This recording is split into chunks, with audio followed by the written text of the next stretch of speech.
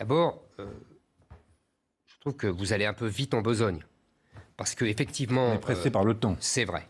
Mais enfin, il faudrait voir quand même les ravages sur les classes ouvrières et les classes moyennes des pays occidentaux qui ont été ravagées par le chômage, par l'appauvrissement, du fait de ce que vous appelez la mondialisation heureuse, comme disait Alain Minc. Mais non, j'ai pas dit la mondialisation. Je sais bien, je sais bien. Maintenant, moi, je vous dis que c'est beaucoup plus subtil que ça et que vous passez un peu vite par pertes et profits les souffrances des gens, les conséquences des délocalisations, le chômage de masse, la misère, etc. dans les pays riches. Chez nous? Chez nous, absolument. En France, chez nous, en France. Et pas en Allemagne? Attendez, même en Allemagne, il y a eu un appauvrissement, etc. Même en Allemagne. Mais attendez, de toute façon, notre discussion est intéressante, mais théorique, puisque nous sommes dans la mondialisation, nous sommes en plus, avec l'Europe, les meilleurs élèves de la mondialisation, les plus naïfs, parce que je tiens à vous dire quand même que le libre-échange théorique est en vérité contrebattu par des tas de mesures pour plein de pays, pour beaucoup de pays. Les États-Unis sont très protectionnistes. Les Allemands sont en vérité très protectionnistes, très malins.